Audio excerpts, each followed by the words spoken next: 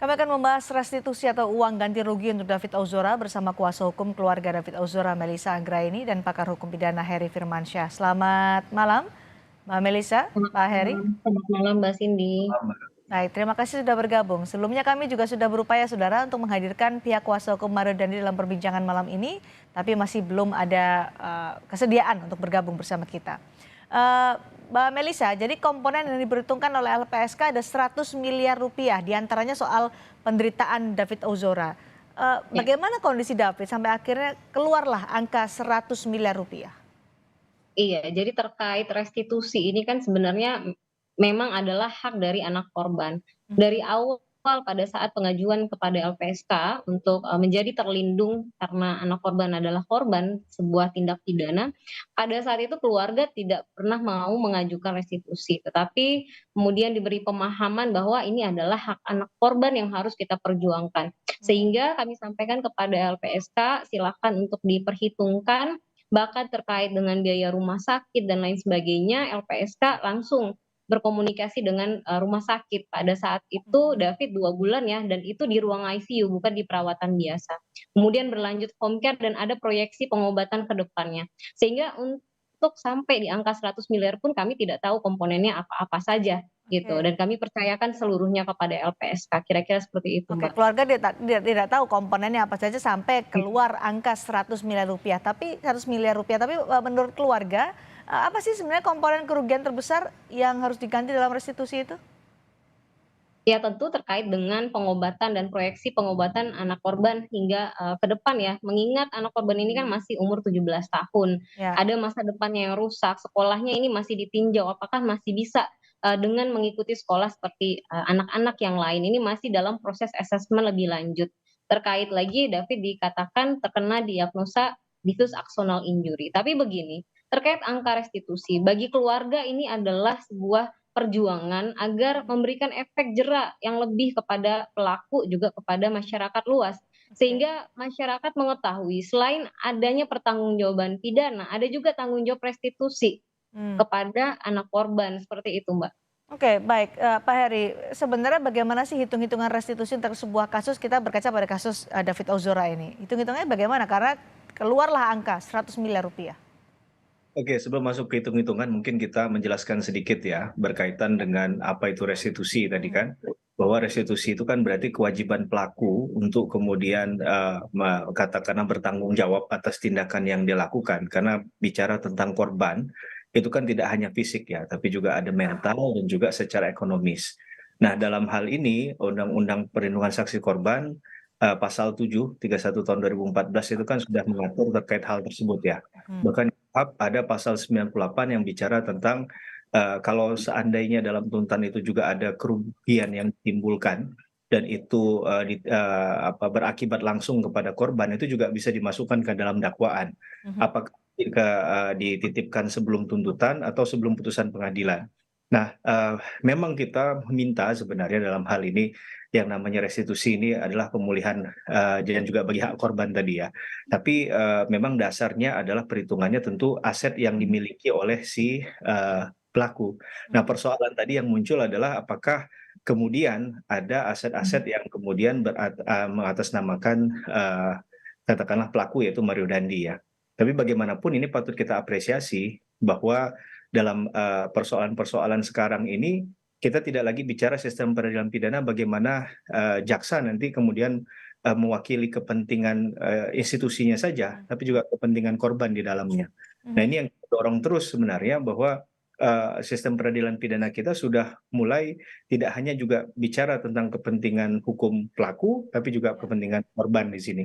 Nah, Oke. dalam hitungan tadi memang seharusnya ada sesuatu yang bisa secara real dijelaskan begitu ya. Memang ini domainnya Lembaga Perlindungan Saksi dan Korban (LPSK) dalam menuangkan apa-apa saja Oke. kriteria tadi dan kemudian mengapa angka itu muncul menjadi 100 miliar. Memang kalau kita lihat dari secara angka besar ya, tapi memang kalau kita lihat kembali juga kenyataan yang terjadi pada korban kan memang tidak ada yang ingin mungkin pada posisi David Ozora pada saat ini ya. Jadi penjelasan tadi memang harus lebih diberikan kepada publik mengapa bisa keluar angka 100 miliar? Karena kalau bicara tentang misalnya yang besar itu mungkin menurut saya adalah biaya pengobatan, ke depannya, karena itu yang nggak bisa dihitung nantinya. Tapi kalau biaya yang sudah keluarkan itu pasti sesuatu yang sudah clean and clear, Mbak Cindy, itu sudah bisa dinilai kan, Oke. berapa, nilai kerugiannya. Tapi dari Nah ini hukum hukum pidana, komponen restitusi itu apa saja sih sebenarnya Pak Heri? ya, tentunya karena bicara dengan konteksnya tadi kan biasa kalau dalam kerugian tuh ada material dan imaterial ya. Ya, Nah, material ini kan memang sesuatu yang tidak bisa dilogikakan dengan nalar manusia, angkanya pasti sekian begitu. oke. Kalau kita bicara tentang proyeksi ke depan, kesehatan seseorang yang terganggu, karena ini kan bicara tentang adanya satu, mohon maaf ya, mungkin gangguan yang berat sekali pada si korban. Nah, kalau pasal 90 KUHP itu kan membagi itu, luka berat itu seperti apa dia, apakah kemudian mohon maaf mengalami kecacatan, tidak bisa normal kembali kehidupan Mhm. yang dia jalani, ada fungsi-fungsi dari, organ tubuhnya yang tidak, bisa maksimal kembali. Nah, ini kan juga satu catatan yang harus diberikan, pasca kemudian, tindakan itu dilakukan oleh pelaku. Nah, itu Oke. hitung-hitung yang mungkin menurut saya, memang nggak riskan. Kalau di luar negeri, hal-hal semacam ini oleh lawyer biasanya juga sudah dicatat secara, maksimal begitu ya, Oke, eee, mengapa kemudian keluar angka itu dijelaskan secara detail. Nah, ini kan memang tugasnya LPSK. betul. Kita yang Tapi LPSK nilai 100 miliar rupiah itu realistis menurut Anda, Pak Heri, untuk kasus ini? ya, realistis atau tidak memang agak sulit dijawab ya, karena kita nggak tahu juga aset yang Mmm, kemudian dimiliki oleh, pelaku pada saat ini. Karena kalau oke. kita melihat dari statement-nya dari, kuasa hukum kan Ya, berusaha untuk menghindari ini dikaitkan dengan pertanggungjawaban, katakanlah, kepada, orang tua ya, yaitu mhm Bapak mhm. Rafael kan. Jadi, ini yang dikhawatirkan mungkin untuk, ditimpakan ke sana. Tapi Baik. sekali kalau sudah ada putusan pengadilan, ya eksekusinya tetap harus dijalankan. Nah, Mmm, ini yang penting adalah bagaimana dialektika ini tidak hanya bicara tentang menitipkan pesan restitusinya saja, tapi bunyi restitusi itu juga ada dalam putusan pengadilan sehingga bisa dieksekusi nantinya, oke, gitu. baik. Mbak Melisa, pengacara Ya, dari Mario Dandi menyebut bahwa 100 miliar keberatan, apalagi, kliennya Mario Dandi masih mahasiswa belum bekerja. Nah, tanggapan Anda sebagai pengacara David Ozora, pengacara korban? kalau dari perspektifnya korban tentu angka segitu bukan angka yang besar. Mmm, Kalau diminta kepada ayah anak korban apakah ya, ingin mengalami ini, tentu saja tidak mau mengalami. Tetapi begini, restitusi ini sejatinya bukan hanya kebutuhan daripada anak korban ya yang diatur oleh undang-undang, tetapi ini adalah peluang dan kesempatan yang diberikan negara kepada mhm, pelaku yang agar ia bisa mempertanggungjawabkan moral, mengembalikan kondisi anak korban dan menunjukkan rasa penyesalannya, perwujudannya, sehingga restitusi ini sebenarnya bukan hanya tentang kemampuan, mhm, tetapi kemauan. Makanya di dalam Undang-Undang LPSK di Perma tahun 2022 disebutkan ada pihak ketiga yang merasa ingin mengambil alih dari restitusi ini, pemenuhan restitusi ini, yang merasa ingin bertanggung jawab dan lain sebagainya, ini dimungkinkan untuk dihadirkan di persidangan. Jadi kami melihat ini seperti bagaimana itikat baik dari mereka, tetapi yang kami lihat sepertinya langsung menghindar dan mhm. menyampaikan bahwa kalau mengincar hartanya ayahnya tidak dalam ranah seperti ini. Tentu Oke. kalau kami ingin mengincar harta, tentu kami menerima perdamaian di awal ya, tidak melalui jalur restitusi ini. Oke, baik. Jadi, bisa dialihkankah Pak Heri ke orang tua Mario kalau tadi disebutkan pengacaranya kan menyatakan tidak bisalah Mario ini untuk membayar restitusi 100 miliar rupiah, dia belum bekerja, hanya mahasiswa.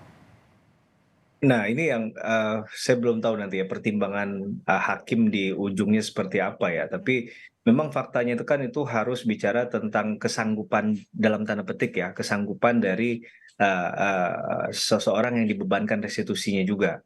Nah, bagaimana kemudian nanti pertimbangan hukum hakim patut kita tunggu dan kita saksikan bersama ini.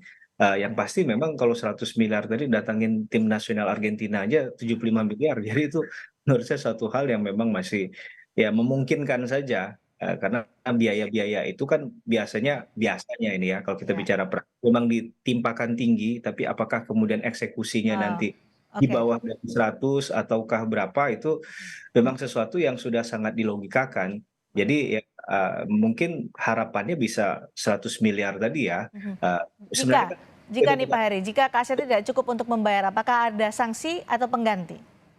Nah, ini yang mungkin akan dimunculkan adalah katakanlah pidana tambahan dalam hal katakanlah pengganti tadi ya. Oke, Kalau seandainya restitusi itu tidak dibayarkan, ini kan menjadi satu kewajiban, bukan hanya oke, moral hazardnya baik. saja yang bicara ya, tapi juga bicara bagaimana kewajiban hukum untuk kemudian ditaati. Sehingga bunyi putusan itu menjadi bunyi putusan yang memiliki nilai marwah begitu ya. Nah, Mhm. saya khawatirnya begitu ketika putusan ini pun tidak mengejar untuk ada kewajiban hukum dengan ada pidana katakanlah pengganti lainnya. Misalnya kalau tidak dibayarkan akan mohon maaf ya ditambahkan hukumannya atau Mhm. digantikan dengan hukuman penjara lainnya. Nah, ini perlu untuk dibuat Ya. dalam konstruksi putusannya ya. Mhm. Jadi putusan Baik, itu bukan hal baik. tersebut sehingga dengan dasar putusan bisa dieksekusi tadinya begitu. Baik, masih menunggu bagaimana nanti putusan hakim soal restitusi ini. Mbak Melisa terakhir untuk Anda statement. Ya. Terkait masih menunggu soal ini. Ya, kami tetap memperjuangkan apa yang Ya. menjadi hak dari anak korban ya. Mhm. Ada jalur yang namanya restitusi, maka kita akan Oke. perjuangkan. Dan terkait apakah nanti akan dipenuhi atau tidak, saya rasa ini akan menjadi bahan pertimbangan dari majelis hakim dalam memberikan vonis hukum seperti itu. Oke, baik. Terima kasih Mbak Melisa, terima kasih juga Pak Heri sudah bergabung bersama kami dan memberikan pandangan terkait hal ini. Terima kasih.